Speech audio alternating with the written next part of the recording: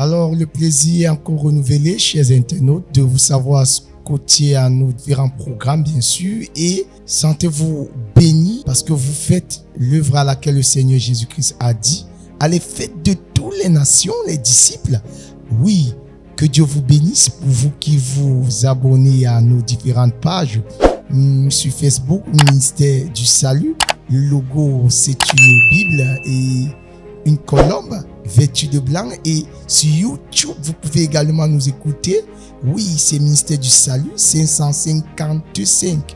Oui, peuple de Dieu, sentez-vous bénis, bénis. Béni soit Dieu qui vous donne suffisamment de force et de connexion pour liker et partager. Alors, ce jour, nous allons partager sur cette thématique. Parents, soyez des modèles pour vos enfants. Parents, soyez des modèles pour vos enfants. Vous savez, il y a encore des parents qui veulent que leurs enfants soient comme les autres, mais eux-mêmes ne sont pas des modèles pour leurs propres enfants. Oui, alors que la Bible dit dans le livre d'Éphésiens chapitre 5, au verset 1er, ici, c'est l'apôtre Paul qui s'adresse à l'église d'Éphèse. Il dit, soyez mes imitateurs, comme je le suis pour Christ. Donc, il était en train de faire comprendre à l'église d'Éphèse, aux Éphésiens, que, en fait, comme vous me voyez me conduire avec le Seigneur, ainsi, faites-le de même. Faites-le de même aujourd'hui. Combien sont ces parents dont les enfants peuvent encore dire, je veux être comme mon père. Mon père pour moi est un champion. N'oubliez pas que les enfants facilement recopient ou alors sont la photocopie de ce que vous parents vous faites ou alors vous parents vous êtes. Faites très attention parce qu'aujourd'hui, je vous assure, jeune homme, madame et messieurs, écoutez très bien. Il y a de ces parents qui disent à l'enfant, je ne veux plus te voir marcher pieds nus. Mais grande est la surprise pour cet enfant de voir le parent aller marcher pieds nus. Vous savez, si vous pouvez imaginer ce que ces enfants disent parfois entre eux. Vous allez voir un enfant grogner, comme quoi, oh, papa, vraiment, il me demande de ne pas marcher avec les babouches qui me tape, alors que lui-même, il n'est pas un exemple. Vous voyez, si vous pouvez écouter, faites très attention. Un autre aspect, c'est qu'il y a des parents qui tapent sur l'enfant. D'ailleurs, je suis d'accord que ce dernier est un menteur. Oui, c'est la folie. La bêche éloigne la folie de la tête de l'enfant. Vous, parents, lorsque le bailleur vient pour vouloir récupérer l'argent du loyer, mais c'est vous qui dites à l'enfant, dites que je ne suis pas là. Si quelqu'un me cherche, dites que je ne suis pas là. Mais ce que vous oubliez, c'est que vous êtes en train d'inculquer à l'enfant la valeur du mensonge. Oui, parce que cet enfant, à son petit âge, va croire qu'en fait, le mensonge est normal. Vous voyez des parents qui s'asseyent à la maison et se mettent à dénigrer, c'est-à-dire son frère, dénigrer sa soeur, qui est l'oncle et la tante de cet enfant qui est sur la même table avec vous. Alors imaginez-vous, par surprise, l'oncle de cet enfant arrive, vous parents, vous changez de sujet. Vous savez, vous êtes en train d'inculquer des valeurs négatives à ces enfants. Comme quoi, oui, la calomnie est une bonne chose. Et demain, vous allez voir ces enfants au quartier calomnier, déchirer les uns les autres. Et vous vous mettrez à dire vraiment quel est ce genre d'enfant. Est-ce que tu es réellement ma progéniture? Je vais vous dire, la reproduction se fait selon l'espèce. Le chat ne mettra jamais bas. Oui, le chien. Alors, sachez que vous êtes le produit de ce que vous voulez que vos enfants soient, chers parents.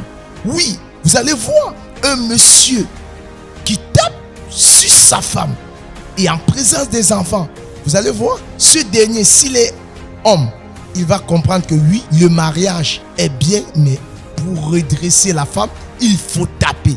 Aujourd'hui, on en trouve des crimes passionnels.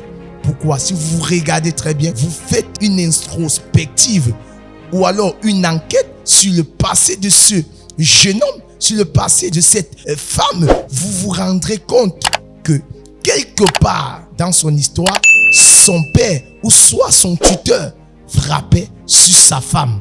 Et celui-ci a grandi avec une âme déformée. L'âme a été déchirée et ce qui était anormal, il trouve aujourd'hui cela comme normal. Pourquoi? Parce que le parent qui est appelé à être un bon modèle pour l'enfant, oui, chers parents, vous l'avez détruit, vous l'avez déformé. À cause de quoi? À cause de vos actions, à cause de vos actions, à cause de vos attitudes.